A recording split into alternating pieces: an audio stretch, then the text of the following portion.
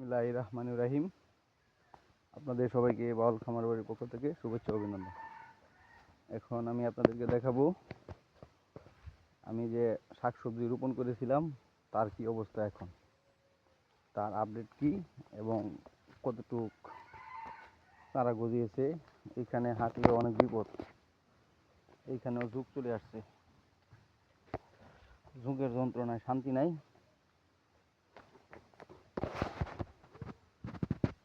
পাতা পড়ে ভরে গেছে, সারা দেখা যায় আস্তে আস্তে গজে যাচ্ছে।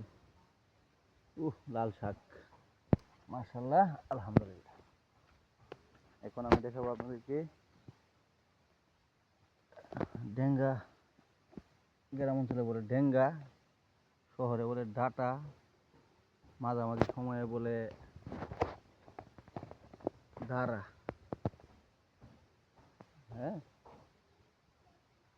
বৃষ্টিতে সব দফারফ হয়ে গেছে।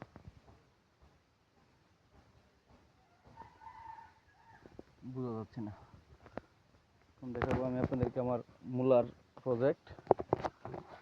মূলা এবং শাক একসাথেই রোপণ করেছিলাম এবং দেখেন মাশাআল্লাহ, আলহামদুলিল্লাহ, কত সুন্দর করে চারা গজিয়েছে।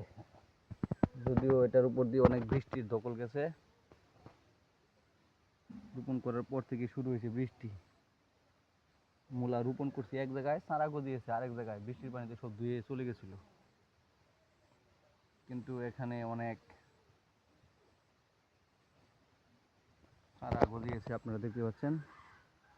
এইগুলি সব মূলা এবং মূলা শাক একসাথে। পিছের দা অনেক বয় আছে, ঝুঁক লেগে থাকে শরীরের মধ্যে। এগুলি দেখলে আমার শরীরটা শিরশির করে, গা শিরশির করে ওঠে। যে এখানে পানি নিষ্কাশনের জন্য পর্যাপ্ত পরিমাণ ড্রেন করে দিয়েছিলাম। এই দেখেন মূলা বিচি এদিকে জ্বালিয়েছে, অথচ এদিকে বৃষ্টির পানিতে সব বাইসে আইছে। এই যে একটা মাছা দেওয়ার জন্য একটা গর্ত করেছি, শশা, আর ওইদিকে মরিচ রোপণ করবো, মরিচ এবং শশা রোপণ করবো ওইদিকে। এই দেখেন মূলা কতদিন বয়স হলে খাওয়া যায়, আমার কোনো অভিজ্ঞতা নাই। আমার মনে হয় সপ্তাহখানি গেলে বা 10-12 দিন গেলেই মনে হয় খাওয়া যাবে। মূলা শাক কার কার খেতে ভালো লাগে কমেন্টে জানান।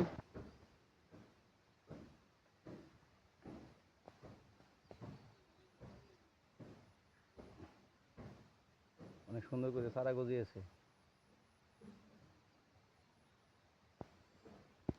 আর এখানে আমি গাছ রোপণ করেছিলাম সেদিন, আজকে আমি আপনাদেরকে দেখাবো না, আরেকদিন দেখাবো। এখন আমার কাজের সময় নেই। ওই দিক দিয়ে গাছ রোপণ করেছি, গাছগুলি অনেক বড় হয়ে যাচ্ছে ধীরে ধীরে। ধন্যবাদ সবাইকে, আসসালামু আলাইকুম।